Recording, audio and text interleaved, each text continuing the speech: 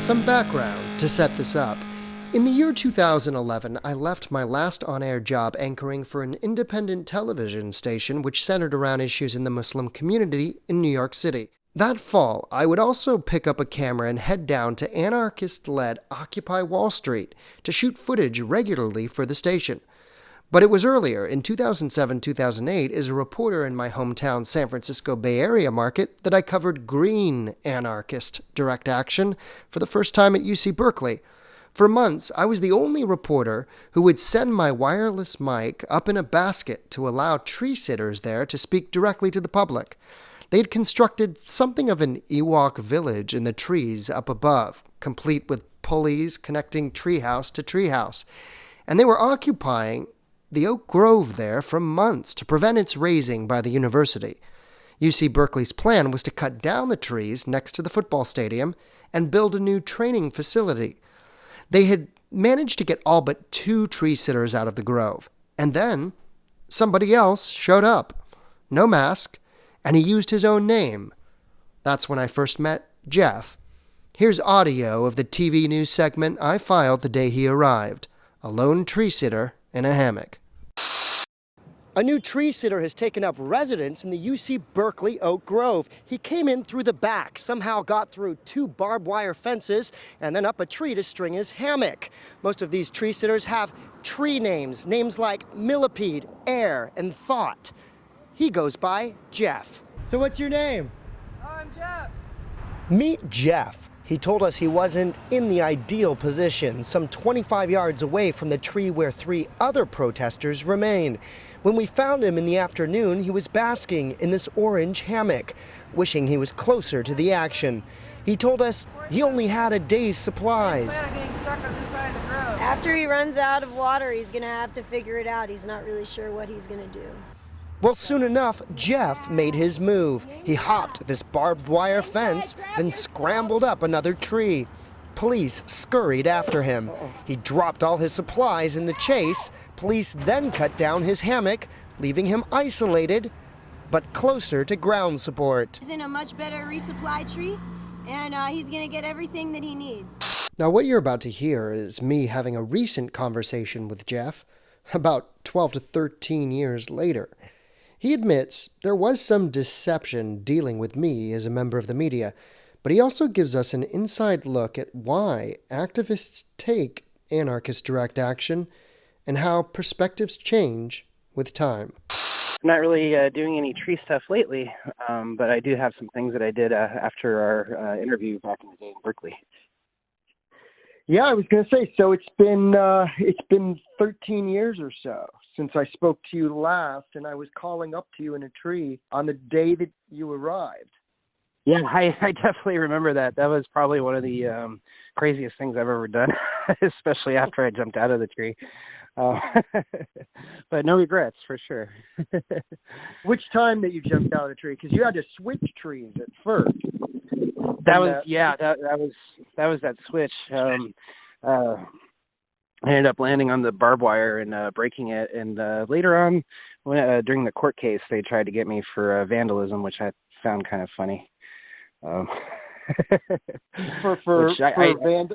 Vandalizing a barbed wire fence? Yeah. I mean, it was completely accidental. I didn't mean to break their fence. It was my fault that broke it.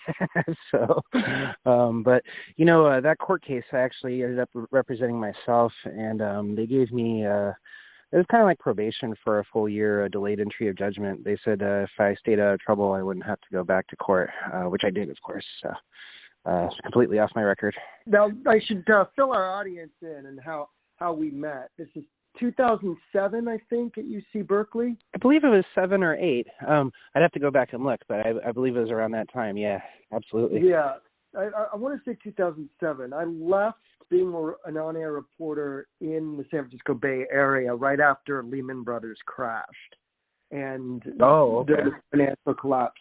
And so So it would have had to have been, prior to that. You arrive on scene. The tree sit had been going on for a while, and you were kind of a newcomer.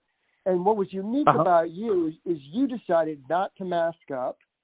You were completely come as you are. You used your real name. You said, I'm yeah. Jeff. Yeah, life's confusing enough. That transparency is, I think, something that's badly needed. Part of my research and what I've been doing and talking about and trying to explain what's been going on to mainstream folk as well is that I think there should be some kind of transparency in insurrection, or else absolutely, or else it gets muddled, and we're in an age of post-truth anyway, where nobody knows who to believe. And why not be clear in your own agency, your own message? And so I found that was really admirable that you weren't wearing a mask. You let your face be. You spoke to me directly as a member of the media, and you used your name. You weren't using an alias as everybody else that I had spoken to was. And I thought that was very interesting. Now, can you bring us a little bit about what went into your decision to get involved? The Berkeley tree sit, of course, was an oak grove that was being torn down and has been, of course, torn down many years since in order to expand the football stadium to include a workout facility for the football team. And this action went on for months and was, from my perspective as a member of media, executed with efficient coordination from folks on the ground, from the community and the students at UC Berkeley. And how did you hear of it first, and how did you decide to get involved? Oh, yeah. Well, I had a few friends down there that were from actually Humboldt that were doing forest actions up here. It wasn't the first time I'd been to the Berkeley Oaks Tree Sit. I visited a few other times. I remember one was I was on a bicycle trip. I cycled with me and my partner at the time from Humboldt County up here, way up at the top of Northern California. And we bicycled down to the Bay Area. And as we passed through, it was before the barbed wire fences went up. It was when the community and the police were somewhat working together still. I remember there was I think it was the 2-year anniversary, or it may have been the 1 year. I might be completely wrong on that. But anyway, we were all underneath the oaks having cake and food, and it was a very stark difference from what transpired probably about 2 weeks later. They set up the fences, kicked everybody out on the ground, and then the only people left were the people in the trees. And I remember I was down in Los Angeles. We ended up cycling to Los Angeles, and I saw on the news, I remember it was, I can't remember, I think her name was Dumpster Muffin at the time or something. She's no longer an activist, but anyway, I remember seeing her shaking the platform at the very top of the sequoia tree that they were sitting in. And when I saw what she was doing, I was just so scared for them. I couldn't believe it. They had a 4x8 sheet of wood angle bracketed to a 4x4 that was lashed to the top of the tree. And if you know anything about tree climbing or construction, that's extremely dangerous. I don't even know how that thing was being held up. But anyway, seeing that, her rocking it on the tree when they were trying to cherry pick her out with a crane, terrified me. And me and my partner at the time, we ran straight up there to get back involved. And at that point, a lot of the ground support and people were pretty much chased off by police, and mostly the rough, rugged people were left, the people that were not afraid to deal with police aggression. So it was kind of hard to connect at that point with people that were there on the ground. I almost felt like people thought I was a Fed or, an informant or something like that. That was kind of the treatment I felt like I was getting, except for my close friends that were there at the sit. So I asked one of my friends, well, what do you want me to do? And he's like, I don't know, just do something, anything. I don't care what it is. So I did. I snuck through a building that had a emergency exit leading to the grove that didn't have any barbed wire fences. And I had to go through an administration office to reach that. And I don't look like your typical average activist, so I didn't have a problem getting through. They thought I belonged there. And then once I got through the office, I found the emergency door, and I could see, the police and everybody outside through the window. And it took me a few minutes to bust open that door, which had a fire alarm. And I kind of figured, like, once I got into the middle of everything, that I would probably be tackled or apprehended by the cops. So I ran for the closest tree that I could, and it was not a very tall tree. And I spent the night in that tree in a hammock with two officers that were playing good cop, bad cop with me. One of the officers definitely had some mental problems. He was saying some very sick and twisted things that I just couldn't imagine. I think he was just trying to get into my head at that point. So anyway, the next morning is when you show up. And I told them that I would, or next afternoon, I told them that I would come down if I was able to do an interview uninterrupted. And that's how we came to meet. So, and then the rest is on the video. Aside well, from, how many days were you up there? Let's see, including the night that I broke in, I believe it was 8 days. 8 days. And I found video.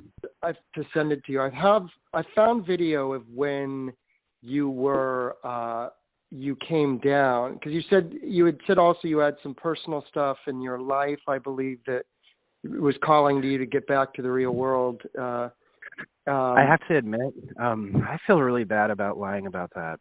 I didn't have anything going on.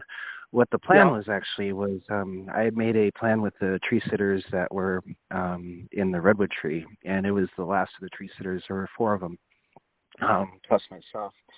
And the issue was we couldn't get any food into the trees. The UC was providing a 5-gallon container of water per day, which we were really overloaded on water. There was so much water up in that tree. And also Coast Guard rations, which were very sugary, carbohydrate-filled, ration that were making people constipated, sick, stuff like that. So I decided that it would be best if I went down because not a lot of the sitters had experience with traverses. And what a traverse is, it's a horizontal line across from a tree to another tree. And it's pretty much a way to get from tree to tree without touching the ground high up above. So the plan was to make a traverse so we could get more tree sitters and food into the tree. And that was why I came down, and that's why I lied about a family emergency, which I don't feel bad about lying so much as that, I don't know, if people cared about me and my family and stuff like that, that was kind of dishonest of me. But again, I was just trying to get food into the tree. And every time we did have a almost successful attempt, it seemed like the police were ahead of us, like they had some kind of way to listen in or something like that, if it was via text or phone. So the plan I made with the sitters was to shoot a crossbow across and hit the tree, and they would pull a line across so that way we could have a horizontal line going across from tree to tree over Piedmont. So that was why I came down. So you came down to aid in that, but did you ever do that? Did you ever have a traverse line across Piedmont? A traverse line did go up. I think people thought that maybe I was a narc or a snitch or, just not with them on it. I'm not entirely sure why. Maybe it's because I used my real name, but eventually that went up with some friends of mine that did that.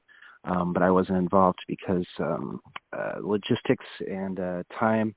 I had to get back home, and nothing was really happening the week that I was down, so that week was just spent shooting a crossbow in a public park to train, things like that were, could probably get a lot of trouble. But just for some reason, it just didn't seem to work out with me being part of that action. So it was carried out by other people. I see. I see. Now, going back, when you referred to Dumpster Muffin, I was shooting video on the ground that day, and I saw that was incredibly dramatic because you described it the exact way that I remember seeing it, which was she was perched up high above in this little box and just rocking it back and forth. And she's up, like 3 or 4 stories. And, oh, yeah. Yeah. Yeah. And at least. And she's rocking back and forth every time they come close with the cherry picker and screaming. And it was down on the ground. It was jaw dropping. And I remember shooting video. I remember learning what a PR guy does, because the guy, I still remember his name. It was Dan Moguloff at the and I think he's higher up at the university now. He was their point man. And I remember that name too. Yeah, he was their point man who had to sort of handle the whole thing. And he wasn't the most, I would say this. I learned that in the middle of a volley like that, you, as a member of the press, you're being fed propaganda from both sides. That's what I learned during that, and that sort of prepared me to understand what's been going on in the country since May. The end of May is that there's propaganda, and the way that propaganda is used by both a capitalist system and then by an uprising is pretty relentless. And I remember catching their spokesperson in a lie once, and he sort of just smiled just slightly, like, did I say that? As I caught him, and I remember that very clearly, because I was really young as a reporter then, and I remember thinking to myself, wow, they really are used to the press just reporting exactly what they say. And I feel like during that set of stories, I was one of the only reporters that would send a mic up in a basket and get interviews, get sound bites with the folks doing the truth sit. I thought it was important for our viewers to understand. And meanwhile, every other sort of local affiliate in the San Francisco Bay Area didn't take it seriously, and they would sort of smirk at the whole thing, and so I was always very interested in your guys' point of view, and so it's really interesting to talk to you after all these years and hear a little bit more from your perspective. I'm looking right now, and I guess it did go until 2008. I think it came down about a month after, maybe 2 weeks after I left. And what they ended up doing was the traverse across Piedmont freaked them out. They went nuts, the UC, and they had to get that thing down no matter what. So they built scaffolding around the redwood. And as they built the scaffolding, they limbed the tree as they went up. And that's how they got the tree sitters out eventually. But I do remember you were the only reporter that I wanted to talk to, and you were the only one that wasn't feeding the UC, line, whatever their propaganda was. And that's very much appreciated. Of course, there's propaganda from both sides, which I completely agree with, because everybody has their own point of view. But one of the things with that training center that I always found really interesting was that they were using it to retrofit the stadium because it was sliding down the hill.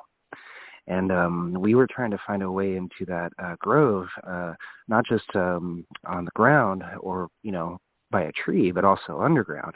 And I had the pleasure of joining a buddy under the storm drains. And we went for, I guess you could say, a walk to try to see if we can reach the tree sit underground, in the storm drain. It was Strawberry Creek storm drain. I remember it quite well. Wow. And we were hiking in the storm drain, and probably a couple 100 feet in, we noticed that there was these wires above our heads. And, it's like, why do you have wires in a storm drain? So we're walking, and we get under the stadium, and we noticed this very large crack in the concrete culvert of the storm drain.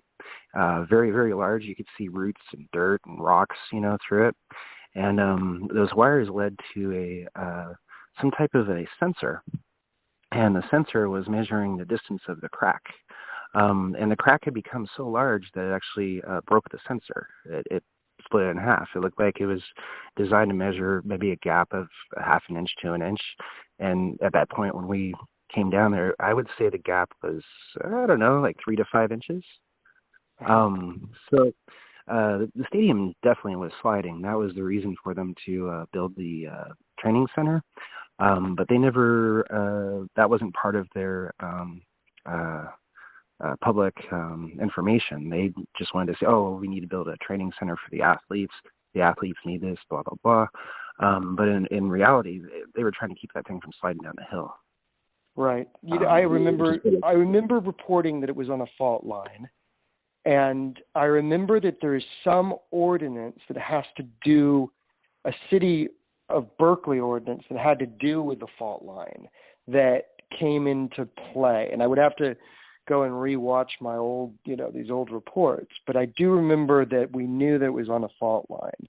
But that's amazing to hear you describe what you saw down below.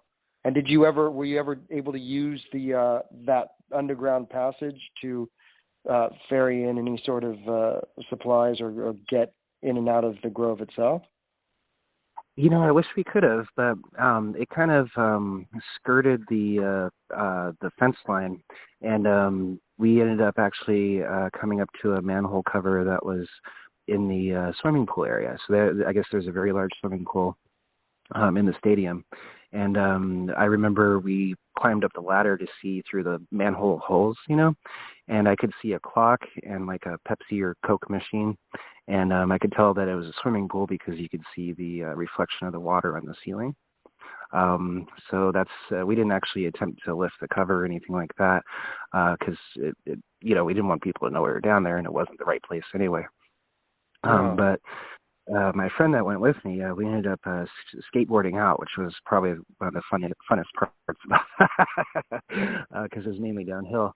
And that poor kid, he went over to Israel Palestine to do some reporting and visiting there, and he actually ended up getting shot in the eye by an Israeli soldier, and it crushed his skull, and now he's permanently disfigured and handicapped, which is really sad about what happened to him. Wow, I read about that. That's. Mm-hmm. I was talking to John Zerzan for this podcast as well, and as you look back, because one topic we addressed is that this isn't just a game, obviously, that when it comes to activism and what comes to sort of standing up to sort of the powers that be, there are risks. When you look back on the risks that you took when you were younger, 13 years ago, how do you reflect on it? I had very good mentors. I had very good teachers, and a lot of them were, 60s hippies, and anti-Vietnam War. A lot of them were involved with forest defense in Humboldt. A lot of them were involved with anti-nuclear actions, things like that. Side note, I'm not anti-nuke, but anyway, it's, it is activism, and I support all forms of it, even if I don't agree with it. But the teachers I had were amazing because the main focus was nonviolence, and a lot of that was not just to protect activists from getting hurt, but it was also to protect the action. And a lot of people never really got that part. And what happens when the action turns violent is you lose your media. So I've always felt that nonviolence is the number one goal, and anything after that is going to hurt the action and also hurt people. So I would say that I think has changed a lot over the years. I think the newer generation that I was dealing with, and also the newer generation now, I don't know if they have the same ideals, probably because they don't have the same mentors. I feel like things are not as organized, but That's just my perspective. I can't speak for everybody. Well, I've noticed something very different amongst young people, and I think it has a lot to do with what I call block and follow culture. Because 13 years ago, we didn't have Twitter. Twitter had just been conceived back in 2008, 2007.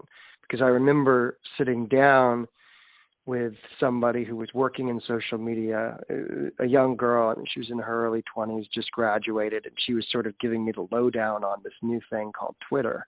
And nobody knew what to do with it really yet. I don't think even like Ashton Kutcher or whoever had made their push for how many, or Melissa Milano, whoever was trying to get the most followers in the race to whatever they raced towards. None of that had happened yet. So it was just, I remember getting on Twitter, it was just me saying, hey, I went and got lunch today. or hey, I'm back in my hometown. And literally I had 2 or 3 friends on there. And so it had just happened, but who would know what Twitter would become as far as in relationship to activism? And I think it has both its pluses and minuses in the sense that you can reach people quicker and mobilize more efficiently, but does it mean that you are interacting with as much depth and investment in a cause like you did 2007, 2008? It wasn't that you saw it online and it was trending, Mm-hmm. and it hadn't gone viral. It was something that you and the people who were engaging in the direct action were involved with in a different way that I think technology creates this sort of detachment in a way where the information is spread quicker and has a wider reach, but it's a little bit more superficial perhaps. Yes, and more prone to opinion and not facts. I completely agree with that. Well, that's the big research is that a lie spreads on Twitter 6 times faster than the truth. So if you are manipulating people's emotions and it becomes outrage based, and you're following only this, you're creating an echo chamber, and you're blocking those who dissent. Block and follow culture is essentially creating these individual echo chambers that are fueling and manifesting in online, or from online mobs to real life mobs. But how are they engaging with the actual mission or action? And that's been my question since May. Yeah, no, and especially with the new thing, Parler. A lot of Trump supporters are leaving Facebook and going to Parler, and I'll tell you, I'm gonna miss making fun of them. I mean, but creating an echo chamber, even within the movement, even back then, I up here in Humboldt, I was a part of a few different actions, and I found myself. I wouldn't say necessarily a leader, but people look to me as being a leader for a lot of them. And I'm not a vegetarian. I love eating meat. I don't agree with every single talking point that environmentalists, share. So for me, it was just more about the actual cause, what was going on, that situation. I am pro timber. I'm not against, cutting lumber or anything like that. We need to have houses. We need to have wood, and I definitely have my opinions about how they could be doing it better, but for me, it was just trying to save sacred spaces, and that would be old growth, or like the World War I memorial oak growth, to me, it seemed like it was a waste to cut that down when they weren't being truthful to the public about why they were cutting it down, or looking at any other options that would have been able to save those trees. Have your views changed over time since you did the tree sit and right now? Politically, not so much. I voted Jill Stein twice. I did not support Obama is what I almost said. And a lot of that, just has to do with being anti-war. And now I'm active in the Libertarian Party, which is probably completely different from the Green Party. And I find I identify with that more because I think we've lost a lot of our own personal freedoms, including being able to protest. And freedom of speech, freedom of assembly, all of those things are under attack. And I feel giving the power back to the individual and, having the right to be there or to protest something is really important, especially when it comes to, things like Black Lives Matter, stuff like that. I'm definitely a supporter of that. I'm not a supporter of the Marxism involved with that, but I am a fully supporter of anybody that wants to protest police brutality, and not just for Black people, but for natives, for anybody that finds himself being oppressed like that. The last action that I was involved with was Save Richardson Grove, and Richardson Grove State Park is a state park on the Humboldt-Mendocino county line, and the 101 intersects through the park, and it's basically the windy part that you drive through the old-growth redwoods. It's a really beautiful drive, really sacred space, and Caltrans was trying to reroute the road to get bigger trucks through. So this is where it kind of goes with both the environmental part, but also small businesses would have been affected by that, by having bigger trucks, Walmart, stuff like that. So there was two parts to that. We wanted to keep Humboldt small and rural, but also protect those trees from getting damaged by Caltrans. I got arrested twice for Richardson Grove. One was at the Caltrans headquarters in Eureka. We did a lockdown, me and 5 other people, and we shut down the lobby, and they had to cut us out of steel lock boxes. And that created a lot of media, a lot of attention to the cause. And that's what I'm used to dealing with, is making a media, I don't want to call it a media spectacle, but that's what sells. That's what people are interested in, So I think the spectacle has gotten a little too violent. I think people need to go back to doing smart actions, things that rebuke the enemy, or, just make them look as dumb as they are, instead of becoming those dumb people, if that makes any sense. Well, it does in the sense that, pacifism, anarcho-pacifism, has sort of lost its voice. And if you do speak up as somebody who encourages actions that are more or creative or still could have the same impact without violence, there's this idea that, well, that is colonialist, or that's you can be attacked within the movement itself for being for peace and for peaceful actions. And I think that I've seen that, and again, this goes back to Twitter, and this goes back to the mobilization of mob mentality online, and how that can be used in a sort of illiberal way to shut down anybody who has an opinion that differs even in the slightest, to a point where we can't even talk about peace. We can't talk about treating each other well as human beings, and exploring tactics that are peaceful. And that worries me, is that there's this authoritarianism itself that kind of has crept in. And I don't know, you referred to the Marxism. I don't know if the Marxism is the origin point, or what somebody who is an activist like yourself sees as the sort of authoritarian factor. Yeah, when you make it so political, where I mean, politics are involved with everything, but if you lose sight of the goal or the action, you kind of lose a lot of people that way.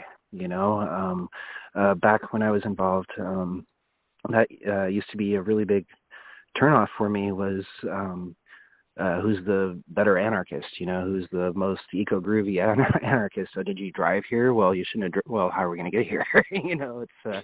It's kind of shooting themselves in the foot. And the mob mentality part of it, I think, that is, we want people to be involved and we want people to get angry about things. We want people to do things, but I think people need to be smart about it to protect the action, to protect themselves. Violence is, I only see violence being necessary in self-defense, if your life's at, in stake or in danger or something like that.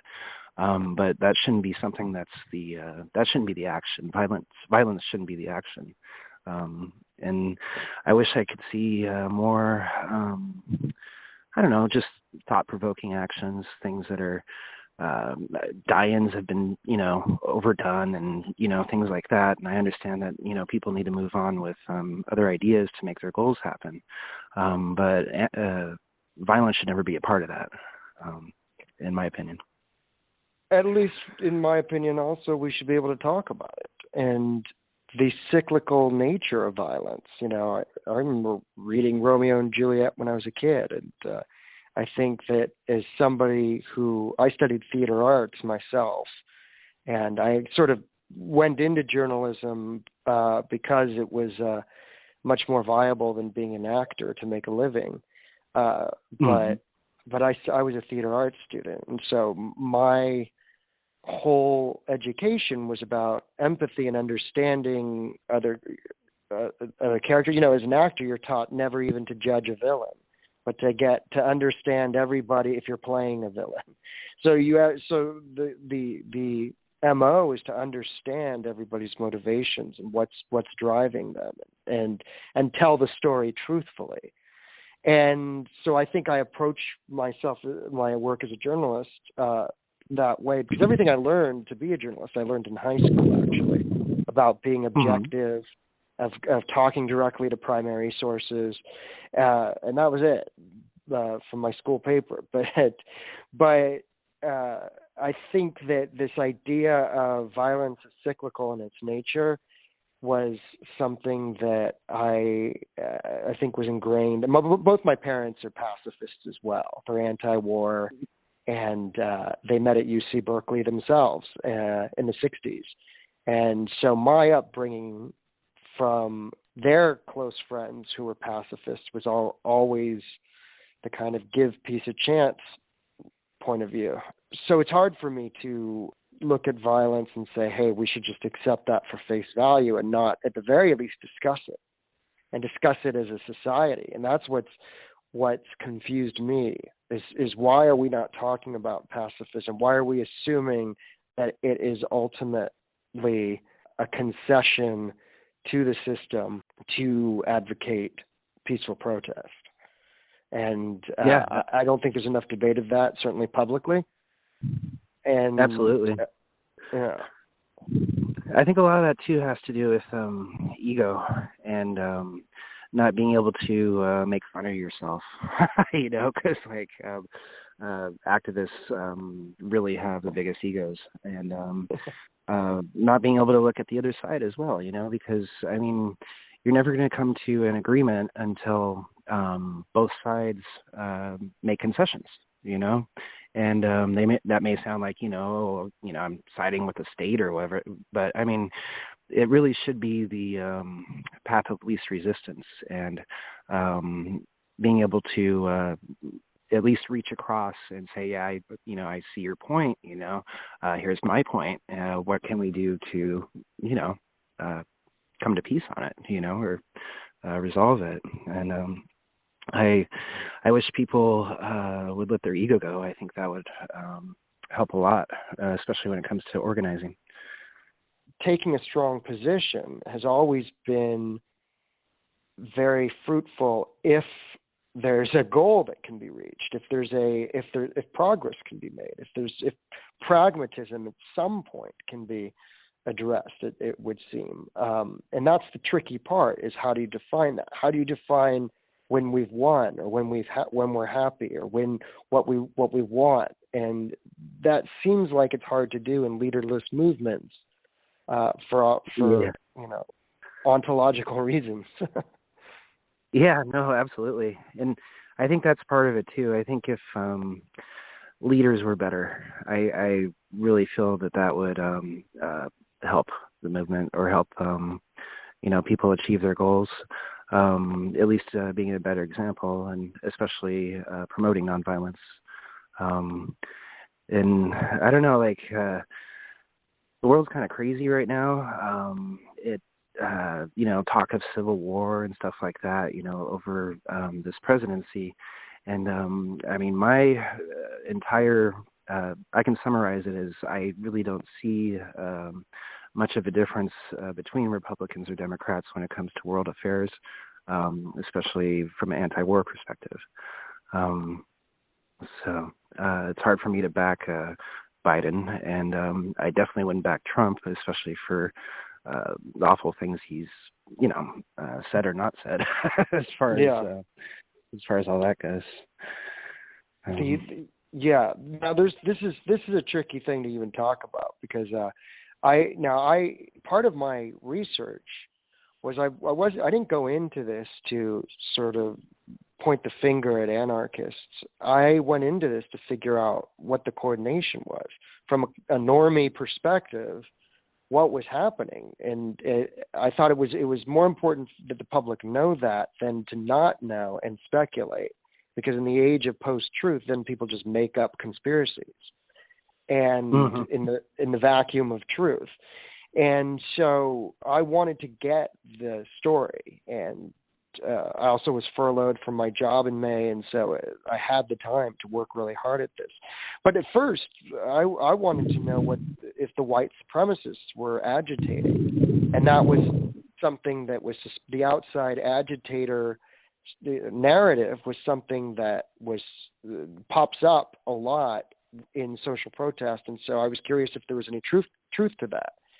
I looked, and I couldn't find anything like that. And a lot of stories like the Boogaloo were muddled and confusing, and people identify over when it comes to, if they're militia, it doesn't mean that they're necessarily they fit neatly into left and right politics. People can have multiple identifications, is what I found out. But essentially, I saw that the movement was authentic, that it was coming from leftist,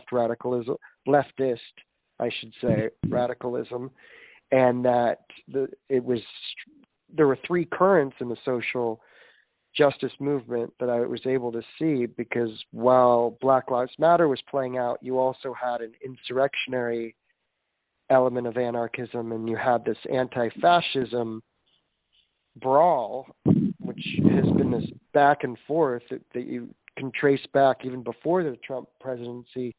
So it's an incredibly complex story, and one that is people that are involved subculturally with different communities and actions understand better than the public, I think.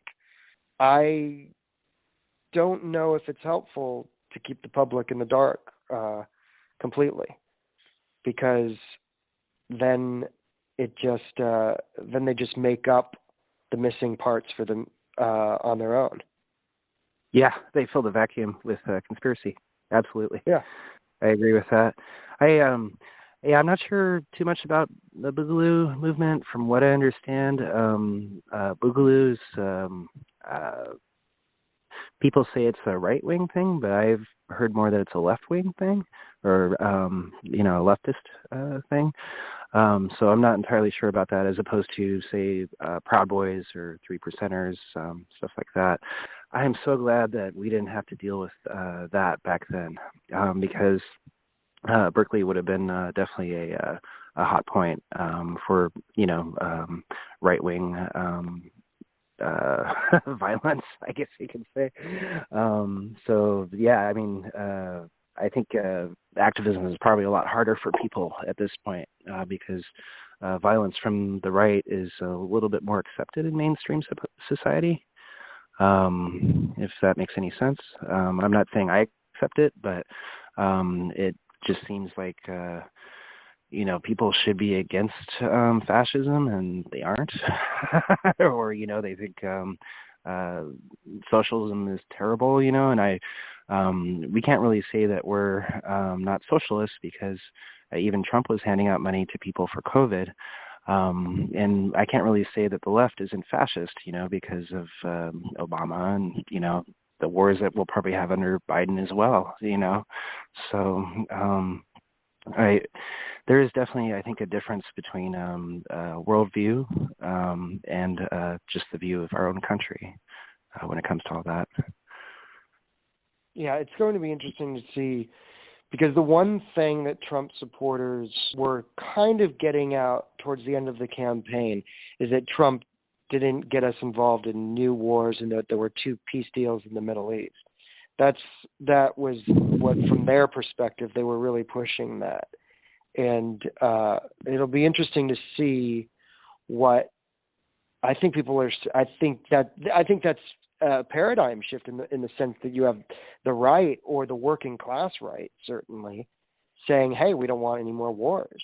And there's something to be gleaned from that, which is that people understand that there's the bigger system at work and at war has not been beneficial to us as a people, and has been, not to mention that war on the surface has been quite ugly and grotesque, but to hear it from the right, I think, is very interesting. Yeah, and it's encouraging too. Encouraging that the right might hold the left accountable for getting involved in campaigns abroad and so forth. So that if we're starting as people who are in the lower 99% to at least start to agree on some points, then I think perhaps there is some hope there. Absolutely, yeah. And don't forget, Trump made peace with North Korea too. So right. I think he's terrible, just like the next president and the president after him. I can't really support world aggression, but if the left and the right could come together on being anti-war, I mean, that would definitely be strange bedfellows, but I welcome it completely. Yeah, who knows? The Boogaloo we had mentioned, and that was the hardest part to decipher and decode in this story, because there have been libertarian right militia, and then there's been, from what I can tell, libertarian left militia, and there's also been right-wing militia. So it's been confusing in the sense that the Boogaloo was an anti-government action at first, but the media portrayed it through the prism of race. And a perfect example of this is Kenosha, because in Kenosha you had different types of folks that were on the ground with guns. And I have a video that I posted of libertarian militia that said, hey, as long as you're against the government, then we're with you. And, all lives can't matter till Black Lives Matter. Let's go. And so absolutely, these guys were militia that were there, that were supporting the protesters. But when it came to, once they got out into the streets, the mob only saw white guys with guns. I think the media has a lot of waking up to do, because the people out on the street are a lot more, everybody wants to just fit them into Biden and Trump. There's a lot more that goes beyond what we think making subcultural sense. Absolutely. It's definitely not black and white. And I don't mean that as a pun, but it's there's definitely a gray area for sure. I'm actually active in the Libertarian Party in Humboldt County, and I went to the California convention this year, and I fully support. I'm very pro-gun, and that's another thing that I never really jived with environmental activists about, because a lot of them are anti-gun. Then you get into an interesting thing of people building their own worlds, their own surrounding themselves. And this is what I think was bad for the left, was they said as of 2017 or end of 2016, well, if you're a Trump supporter and you're my friend, just block me now. Just block me now. Yeah. Just get it. So, we went through this great severing of relationships, and the left made this perfect echo chamber for itself in the media and socially. I know people who said, don't talk to me, to family members and so forth, and relatives. And that doesn't do us any good, has always been my point. Absolutely. There's no way to make any concessions. There's no way to solve the issue. It's just one-sided. I completely agree with that. And now we're seeing the right want to do it as well. And so we're at a critical stage. I mean, there's no doubt about that in my mind. Is there anything that you sort of have your eye on that you would want to get the message out insofar as environmental activism? Yeah, I mean, I wish that they could leave wild places alone. A lot of people don't realize that a lot of these federal lands are logged, they're mined, they're developed for oil and stuff like that. I, as a private property rights advocate, I'd like to say that, if I kind of support what people want to do with their own property, but those lands are not, they don't belong to a company, they belong to the people. And I really don't think that they should be mismanaged that way. It doesn't mean that I don't think that we need to address the fuel issue for California fires, and a lot of that, I believe, was created by timber. A lot of these forests are even aged, so they just go up like crazy. There's no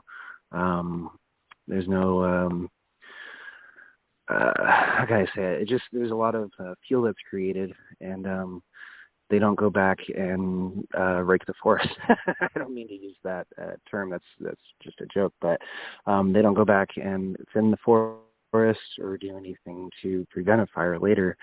And that's not just the timberlands, but that's also the federal lands that had been logged. So there's a great misconception for logging everything, where what they really should do is manage the lands better. If the federal government created a mess, I kind of feel like it's kind of on them to fix it. If that's some kind of federal program to clean up, the mess they created, I do support that. I would just hate to see the forests get mowed down for fear of fire, when that's just going to create the same issue in the next 10 to 20 years when it grows back. That I would say that's my biggest concern right now, would be the forests and fires. I'd say, that's probably my biggest issue. How do you hold for people who are perhaps listening who aren't in the activist scene, how do you hold the government accountable for that? How do you hold where do you look? How do you monitor it? Well, I mean, people that are able to do that to the land, that are given permission by the federal government, they definitely made some money on whatever they extracted. And I think that I would like to say to hold the companies accountable, or the development accountable, but then again, the federal government gave them permission, so I think a lot of jobs could be created just rehabbing all that. And it would help the forests, and if they did decide to to log them later, maybe they could do it a little bit more sustainably, maybe select cut instead of going through and mowing everything down. And it's not just California, it's Oregon, it's Washington. All these places are having these fire issues. And I don't think you're going to find any fires in virgin forest. I think those types of forests are able to survive. Then again, a lot of that's also fire suppression. And I think if the government actually cared about the lands, they would rehab them instead of just letting them go until they could sell it off, for profit in the future. I hope this administration does something about it, but I don't think they're going to. And I mean, a lot of it's not just from how the land was mistreated, but a lot of it's also from not allowing things to burn, not doing controlled burns, stuff like that. The natives did a great job on, maintaining their, hunting lands and stuff like that. And they used to do their own burns, like before settlers even made it here. So I'd like to see going maybe with something like that, just more management and not allowing fires to burn, but, doing controlled burns during the right season, stuff like that. I have a feeling that they're just going to let everything just kind of go, and we're going to have this continued issue on the West Coast with fires. And, of course, it is a climate change issue, but it's also a people issue. I think people just pretty much ruined it, and that's where we're at. Yeah. Any links or ways that folks can get involved that you're particularly fond of that you'd want to get the message out about? Oh, geez. I wish I was still involved. I'm not so much involved anymore. I come across, a lot of stories and things like that, but I think a lot of it too is people have been kind of scattered to the wind as far as activism goes. I think people are focused on more social issues and environmental issues, especially for the last 4 years. But that's just my own perspective. I'm sure there's a lot going on. I've always been a fan of the Center for Biological Diversity. I feel like they do a lot of great things. That would be a group that I would definitely check out to support.